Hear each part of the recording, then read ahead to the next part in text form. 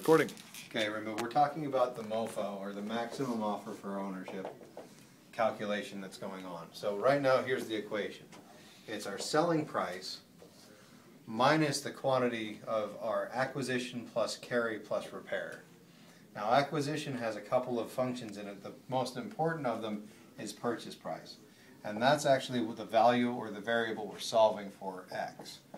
Now, because of all of these other carrying costs have a certain component, so purchase closing, it's 2%, but it's 2% of the purchase price. The carrying cost is going to be a certain percent, so maybe it's 6 months of interest at 7%, but again, that's based off of purchase price. So this is our main variable. What we're doing is we're saying this is what our profit or our target profit margin is, and it's assuming everything in the above of the equation is correct. We're going to have anywhere from 18 to 33% profit margin. And so what we're doing is profit margin equals Y. We're taking a back step and saying, okay, we know this variable. What we're doing is we're solving for X.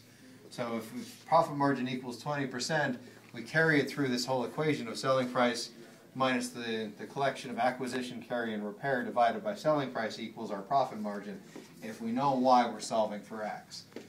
So, does that make sense? I think so, yeah. Okay. And the Y is going to change between 18 and 33%. Right, so they can, basically because we've said this, ultimately it can be anything on this whole spectrum of 0 all the way up to, almost infinity.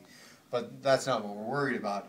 We're looking at this primary subset of 18 to 33%. We'd like to have the ability in the admin side to be able to go in and change that. But for now, let's just leave it as those, so that if somebody's coming through and doing an analysis saying, okay, I'm buying the property for $100,000, I'm going to put $100,000 into repairs and other things based off of that. And my selling price, call it, is $300,000. So now I've got a 33% profit margin off of a selling price of that, a purchase price of this, and a repair and plus carry plus acquisition costs, acquisition being everything other than purchase price, of $100,000.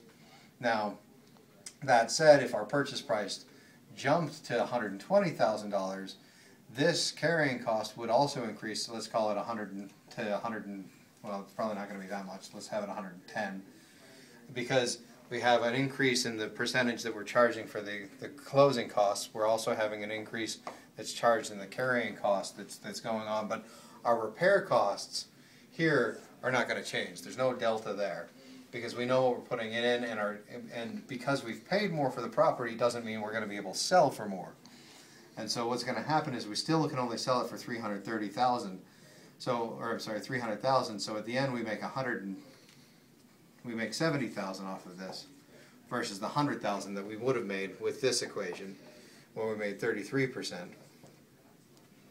So all in all, this gives us roughly 20 plus or minus percent of profit margin. So what we want to do is take this type of thing and again solve for X, saying, okay, if our selling price is fixed, our repair prices are fixed, and the only variable we're changing is the actual purchase price, and then that triggers through or filters through the equation, we can say, okay, at our target profit margin of 18%, this is the maximum purchase price we can pay, or at our target price of 33%, this is what we should be paying for that house.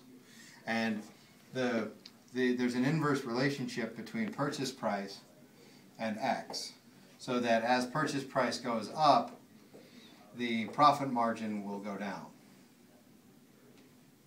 Is that good? Yep. Okay, all right. Perfect. Let's see what we can do with that.